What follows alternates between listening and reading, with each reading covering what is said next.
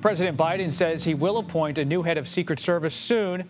Kimberly Cheatle resigned as the agency's director today under immense pressure from lawmakers following the Trump assassination attempt. In a letter sent to her staff, Cheatle said, quote, "The Secret Service's solemn mission is to protect our nation's leaders and financial infrastructure. On July 13th, we fell short on that mission." Cheatle's resignation comes just one day after she testified before the House Oversight and Accountability Committee. During the hearing, House members on both sides of the aisle demanded Cheatle step aside as head of the Secret Service. For more on this story, Scott MacFarlane joins us now, our congressional correspondent. Scott, thanks for being here. What happened yesterday that led to this decision? She lost the room, and ultimately she lost her job. Bob, in this month full of shocking news, this was no surprise at all. Kimberly Cheatle testified for about 6 hours before that House panel and was frustrating the lawmakers in the process, not answering some of their point-blank questions about the evidence, about the timeline, about potential vulnerabilities, what was missed, why it was missed. She kept citing the ongoing investigations, saying she wanted the investigations to be completed. But this panel, this House Oversight Committee, was just ravenous for information, and her non-answers just didn't sit well with this group.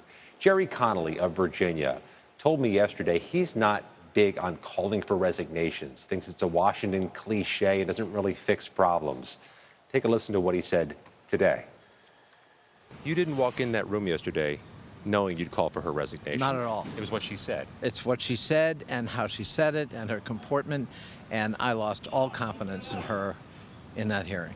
If the point of her being there was to try to reassure us and give us some confidence in her leadership, she did the very opposite, but across both sides of the aisle.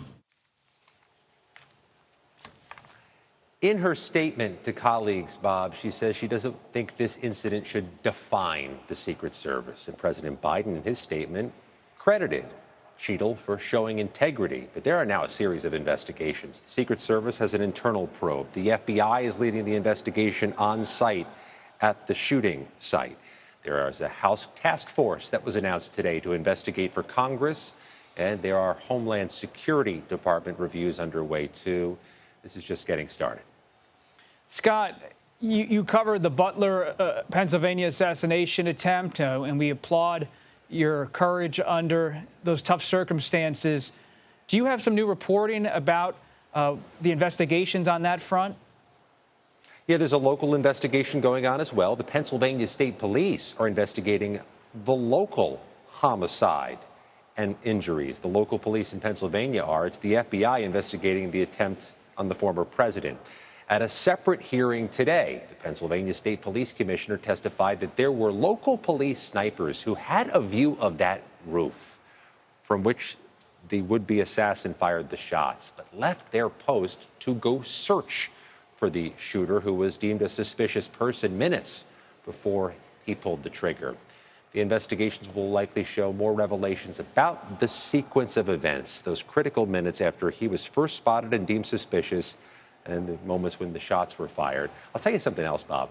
My cell phone blew up when this resignation was announced from people I met on the ground in Butler, those who were attending the rally with whom I've been communicating ever since, some of whom said there had to be accountability. Somebody had to answer for this, and sadly, somebody had to lose their job.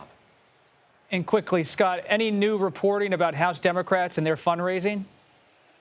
Yeah, House Democrats, by the way, who are trying to pivot now to an argument that those AR-15s need to be controlled, reported a really good second quarter despite troubles in the Biden campaign. They have a fundraising advantage now over Republicans as they try to regain majorities in the House. Bob, it's going to be a tough sledding, but they think that financial advantage, nearly $500,000 on average for those frontline Democrats, has made them well situated and potentially with an invigoration from the vice president's candidacy. Scott MacFarlane, our congressional correspondent on Capitol Hill, thank you so much for your reporting. We appreciate it. Thanks, Bob.